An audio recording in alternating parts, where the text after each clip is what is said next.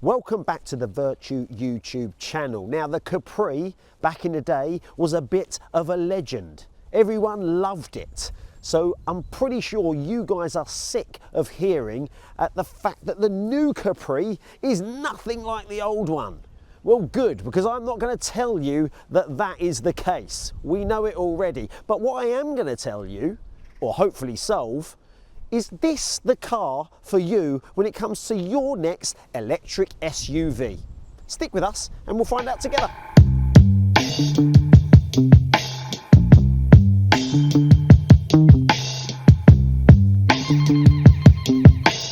Okay, the design of it, well, it's a fully electric car. So we have to get rid of edges and grooves and we have to have smooth and tranquility. However, this is the sportier SUV of choice. We have the Ford Explorer, which is also a fully electric SUV and perhaps raised a little and a little bit more boxy, whereas this has got the slope roof. Only thing that resembles the Capri, and it has some grooves and edges slightly in here. We've got some air intake here, along here and here. Makes it look a little bit sporty, right? So anyway, it's more or less a very smooth, nice looking front end. But to say it's the sporty SUV, you've got to back it up a little bit elsewhere. And we've got some nice sort of side skirts, like I said, a lower ride height to many SUVs out there. And this particular option's got the pan roof, the black and red combo. We've got black mirror caps and shadow line elsewhere as well. On this particular trim, we've got something that makes it a little bit beefier and a little bit cooler. We've got 21-inch alloys. Obviously on other trims you've got 19s, 20s, and these are 21. How that's going to affect the performance, we'll find out in a bit. But what I'd say about this Capri, it does turn heads. Perhaps it shouldn't say Capri here, but we've got to realise there's a generation that didn't watch Only Fools and Horses. I liked Only Fools and Horses. Let's go to the back. Now I think the back is where it actually shows off a little bit. I think it looks really nice, and when you're queuing up in traffic behind it, I think you're like, oh, what's that? And then some old man says it's a Capri, and it's nothing like the old one. Stop going on about it. It's the last time I mention it, I promise. Right, okay, I really like the design of the lights. It goes all the way around, and at night it lights up really, really nicely. That is a good touch, and you do expect electric cars to do stuff like that compared to the petrols and the diesels that are out there. I think it's nice. I would really like the Capri to light up as well, but you know, beggars can't be choosers, I guess. I expect that on the next one. Bit of privacy glass obviously on the rear, and this massive rear windscreen makes it look nice and beefy. We've got sensors obviously all over the place. We haven't got any fakery going on with exhaust, so yeah, it's there. I've not got a problem with that actually, and I just think it looks the part with the blacked out bumper and the paint job with the light. I just think it looks nice and sporty, very different to the Explorer, and I see what Ford are trying to do here. They're trying to separate the Capri from the Explorer to give you a perhaps sportier option. Now on to my favourite bit of a car review, and to be honest, my favourite bit about this Capri so far, and there's nothing sporty about it, it's the boot. Come closer, because once I actually get this open, look at the size of that. Yes, that is a big boot. Now considering this is the sloped coupe sort of SUV that's meant to resemble the old Ford Capri, that is a huge boot. 572 litres, and remember this is a fully electric car. Now that does dwarf some of the opposition, just to let you know. The Cupra being one of them, but this is very, very nice indeed. And also look at that, it's got a flat load space because it's got an adjustable floor, and you can put that there, and that is perfect for storing your wire. There it is. Wire? I mean cable. Wire, that's a wire, that's a cable, you know what I mean. But yeah, it's got an adjustable floor for even more space under there, and this is a huge boot. It's got some little compartments there, tethering points as well. We've got a charging point, 12 volt there. We've got some tie-on bits there. We've also got a 60-40 split. Now there are lots of SUVs that give you the 40-20-40. You know we prefer that. However, it has got a little hatch for a through load space as we're showing you that right now. But this is a very large boot. And to be honest, it doesn't really go with that sporty SUV sort of aesthetic, but I'm glad it's got a big one. The only thing is, it's so big, then we're letting the seats down. You do it from here, so you have long arms. Lucky I have. They're pretty easy. You don't have to go round to the driver's side. Put that down. Oh my God. Genuinely, I reckon camping could be an option. The only thing, the roof is a bit low, but imagine this. Oh, and I've got the pan roof. I've got the pan roof. If it's a starry night, I'm happy in this Capri. Surely the Capri has got to be nice on the inside, but good news, it is really nice. As soon as I get in, it's very aesthetically pleasing. Everything makes sense. We'll start with the hard plastic test. Now, good news is over here, I have no hard plastics. I have a good little bit of squidge in the material. However, on the dash, I have some hard plastic. I do. I have some hard plastic, and it's sort of covered the dash with this amazing B&O speaker. Which is obviously available on this premium level trim that we've got here. But the B&O sound system is really aesthetically pleasing with the mood lighting in the speaker. It goes round here and in the speaker, and you can adjust that on the infotainment system, which I'll come on to in a moment. Let's talk about the steering wheel. Right, okay, we've got a little bit of a flat bottom, and then we've got this little spoke here that is a nod. I said I wasn't going to mention the old Capri. It's a little bit of a nod to the old Capri. And that and the slope roof. But that's it. Right, okay, steering wheel. Okay, a couple of things with this steering wheel. Right, you've not got any gear stick here for your auto. It's up here like the old Mercedes. Sort of invented that, didn't they, the Mercedes? Putting the drive, neutral, reverse up on here, and you just give it a little twist. You give a little twist and you're ready to go. There is no start-stop button. It's not here. I was at the dealership looking around and had to start the thing. I turned off the infotainment system twice because I thought it was there. And I'll show you what I mean by that. You give it a twist and you're ready to go. So as soon as you're in, the car's on, ready to go. Takes a little bit of getting used to because we're all used to a key, us old uns, and now we're used to start-stop buttons, and now apparently we can just go. Now onto the seats. That is the next bit about driving position. Very, very good. They're electric, so I can go forward, go back, and I say they're electric. This driver's seat is electric. Forward, back, reclining, everything you need. There's some settings down here that you can press.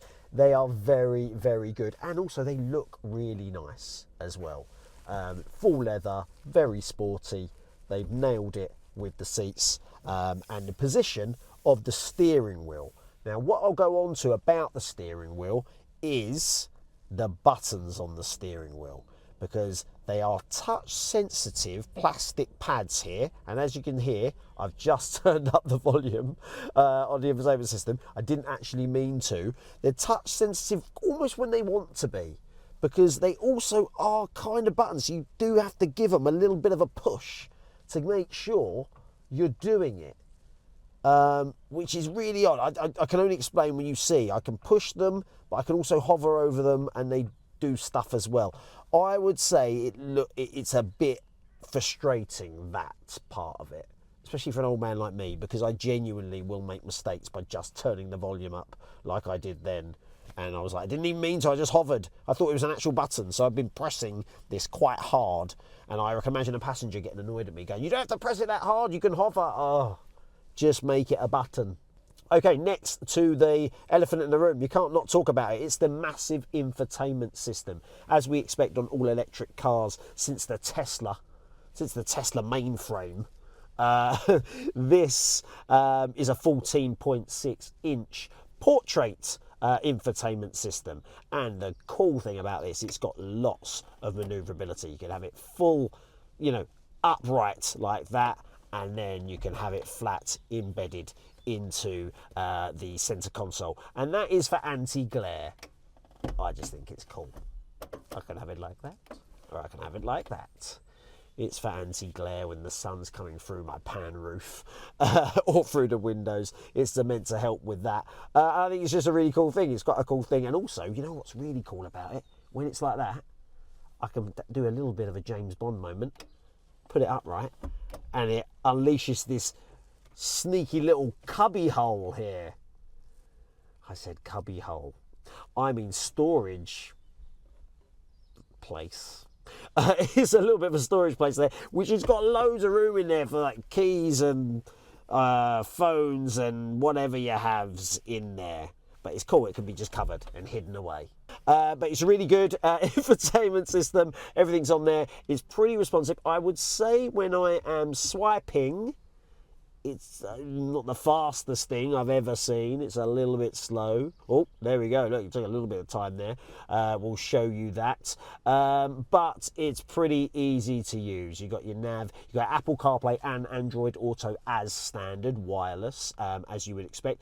We've got parking cameras and obviously the 360 camera to help you park in this big SUV, and then you've also got lots of driver assistance on there that you can go through, turn off pretty easily. And like I say, I think it's just a really aesthetically pleasing thing to have the infotainment system as a bit of a showpiece in these electric cars. My driver display, basic.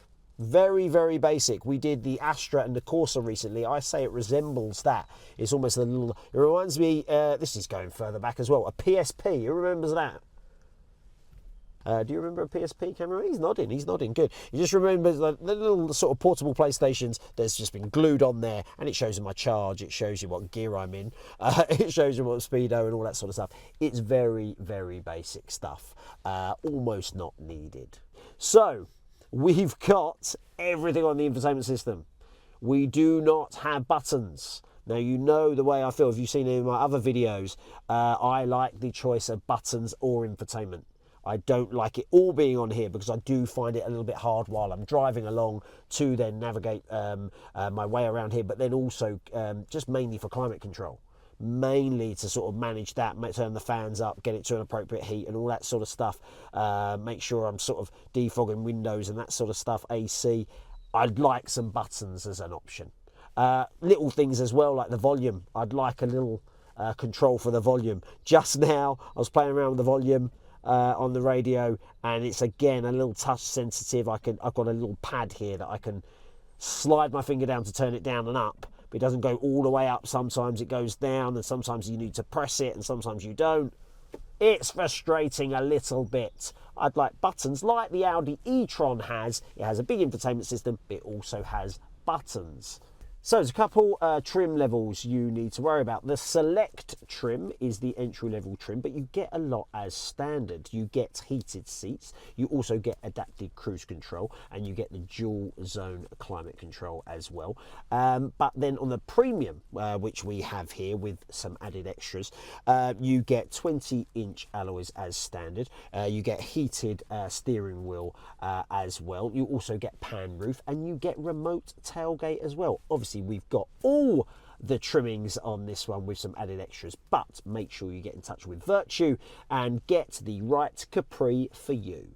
This is where the Capri wins, just in general with cars. I've never seen so much storage. I'm going to go through my bottles, cameraman's wallet, and I've got a phone in here as well. Right, okay, door bin.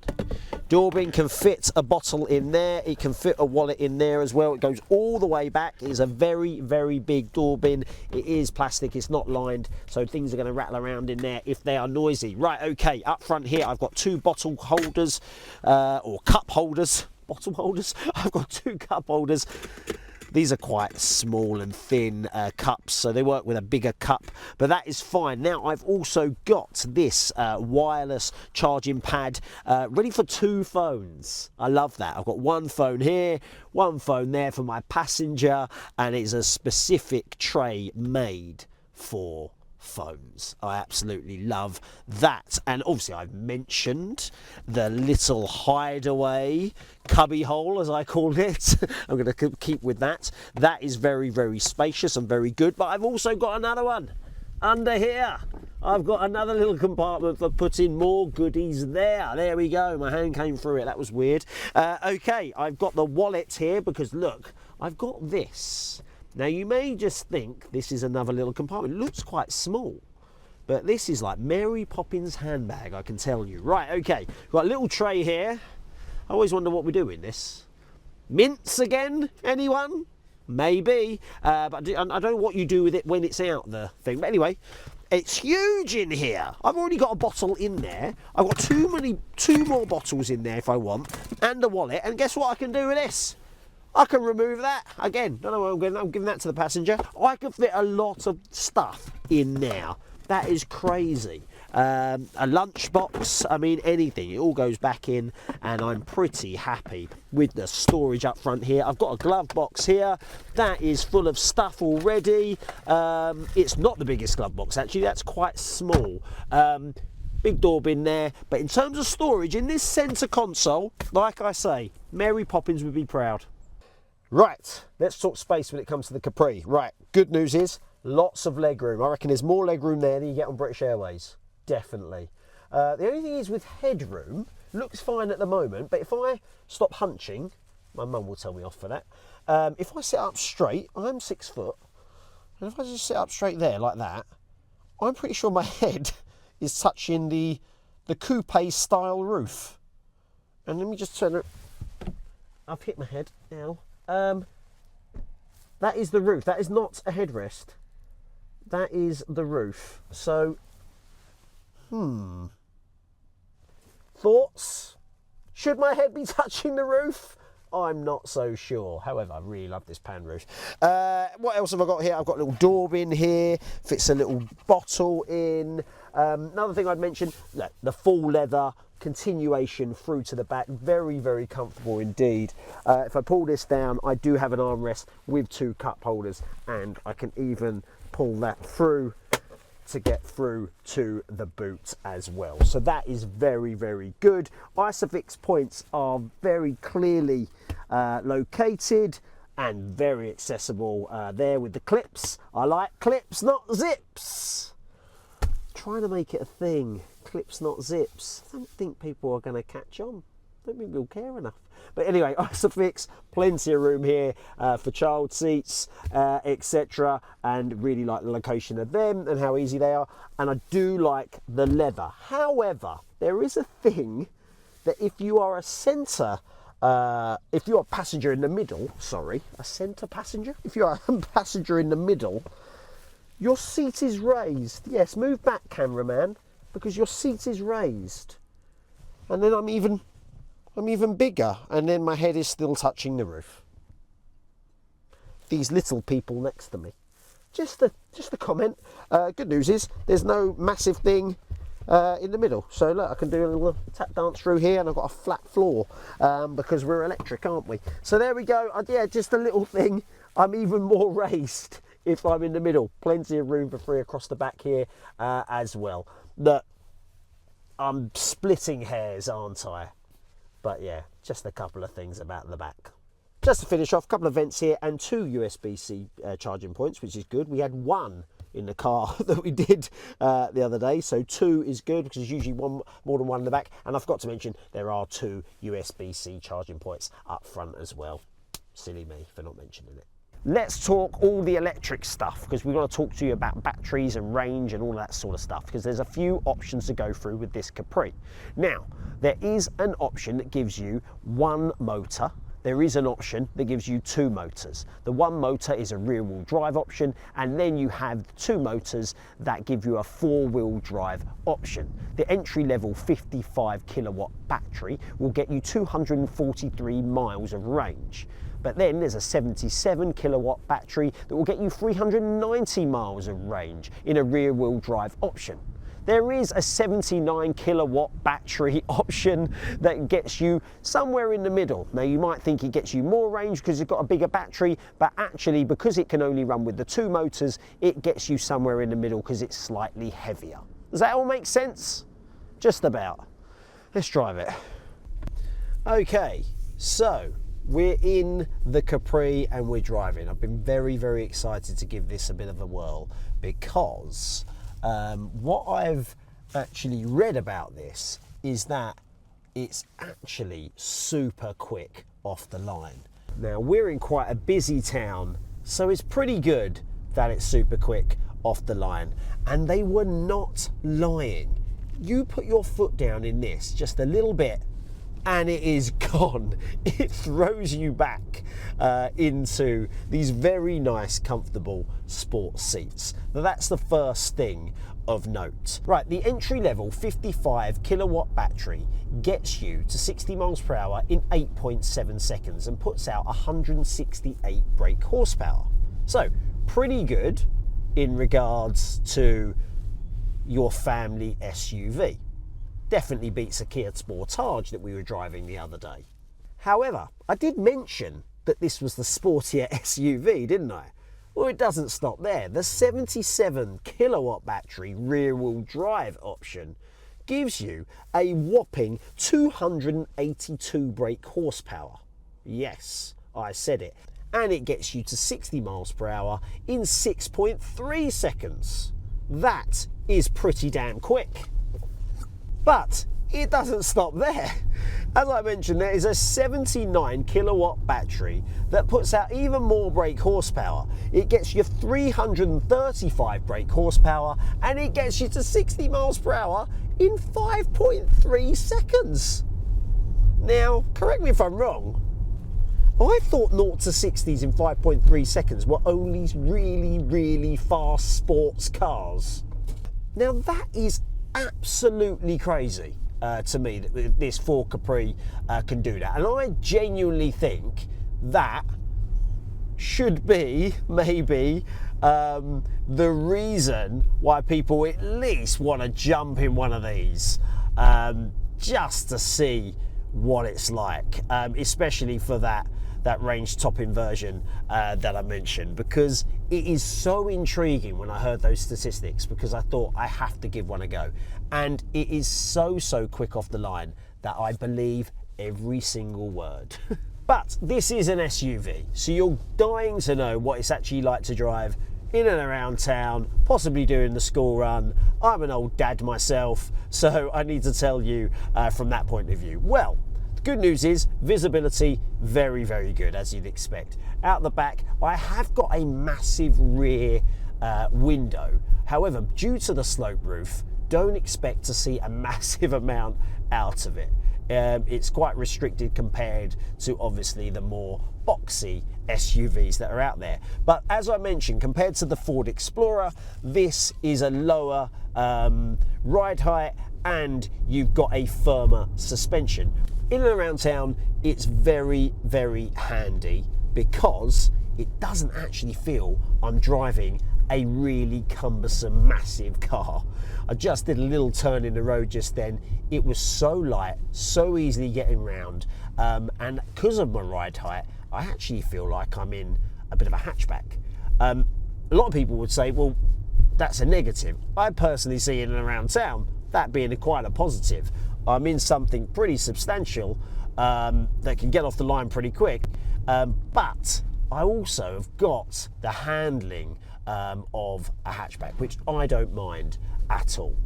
Let's talk about charging time, because that is a very important subject when it comes to these electric cars. So 25 to 30 minutes will get you somewhere between 10 and 80% worth of charge in ideal conditions. Now, to give you an idea where that sits in the competitive market, ID.5 isn't as good. The Kia is probably better. It's somewhere in the middle. It's not absolutely groundbreaking in terms of charging time, but it's also not the worst out there. Just to round this off, I've got to test out what every SUV should have: a good reversing camera. Now, let's just have a little look at this one. If I flick it on, now for a start, I'd expect it to maybe fill up a little bit more on the screen, but the good news is it's not too bad at all. Now I can flick between options. I can have my sort of markers on there if I want, or I can have some sort of panoramic view that allows me to look at a little bit more. But I've also got the top-down 360 camera just to help me into any space I need, and it's super easy to use, shows me in, beeps all around just in case I need it, and I am pretty happy with the reverse camera on this Capri. And to be honest, I'm not always happy with reverse cameras on SUVs. If you check out our other videos, you'll see which ones I mean. So there you have it. The fully electric new Ford Capri is done. And what do we think? Well, I think it slots in Ford's big master plan for electric SUVs. You've got the Explorer, and then you've got the cooler looking Capri, which has got a bit of history to the name. I think it's a really nice looking car, and on the inside there's so many aesthetically pleasing bits. I mean, does it rival some of the other cars out there like the Audi e-tron and what VW has to offer with the ID.5, etc. On performance on the road? Perhaps not. However, there's plenty to like about this Capri. But don't take my word for it. Get down to a Vertu dealership near you and try one of these. You will not regret it. And we will see you on the next one.